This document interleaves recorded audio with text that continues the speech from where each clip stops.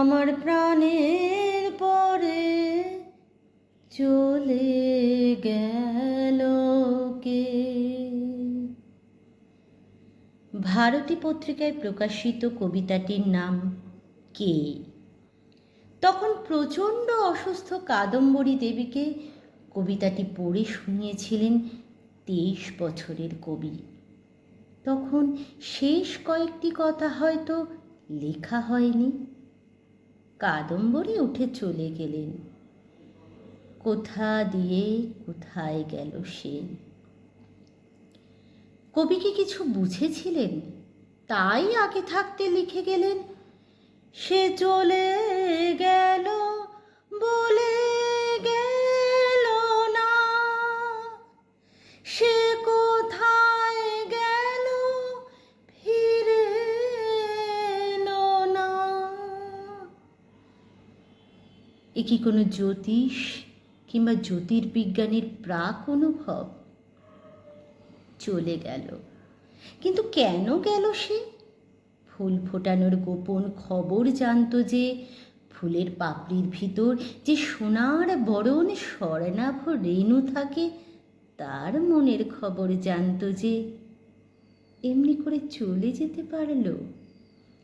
পণ্ডিতেরা অনেক পোস্টমর্টেম করলেন। সবাই প্রায় এক বাক্যে বলে দিলেন, অপেক্ষা করতে আর পারছিলেন না নূতন বৌঠান।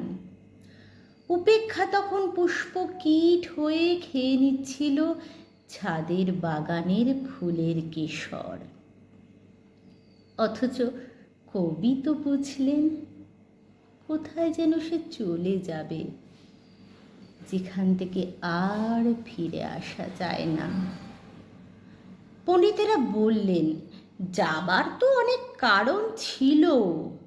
নতুন দাদার বাড়ি না ফেরা, বিশুর হাত থেকে পাওয়া রাশি রাশি প্রেমপত্র, আকস্মিক উর্মিলার মৃত্যু, নতুনের নতুন জাহাজে ঠাঁই না পাওয়া জ্ঞানদানন্দিনীর জোড়াসাঁকো ত্যাগ, নির্মম একাকিত্ব, নির্মোহ অস্তিত্বহীন স্বস্তি যাপন।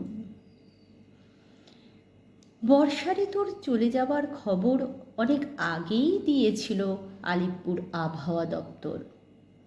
কবি বুঝেছিলেন, অথচ যখন সত্যি সে ঢেউয়ের মতো ভেসে গেল, চাঁদের আলোর দেশে গেল, একটু ভালোবাসায় হয়তো না গেলেও পারত।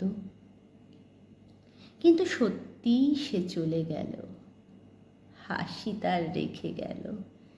এ হাসি কৌতুকের না করুণার? জ্যোতিরিন্দ্রনাথ কবিতাটি স্বরলিপি করতে বসলেন। অসামান্য পিয়ানো বাদক সুর, নতুন বৌঠানের পাঁজরের প্রতিটি হৃদের ওপর সুর তুলছিল রাগ পিলু, কালাংড়া পরজ কীর্তন, তাল আর ঘেমটা। কাদম্বরী কি গানটি শুনেছিলেন?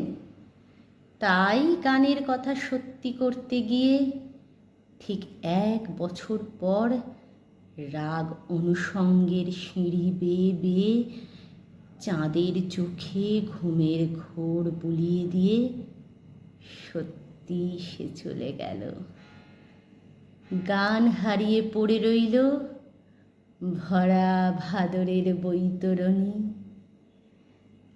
যার নাড়িতে স্মৃতিমৌনীর নিস্তরঙ্গ জলধারা, তটভূমিতে রাস রাস কাশফুল।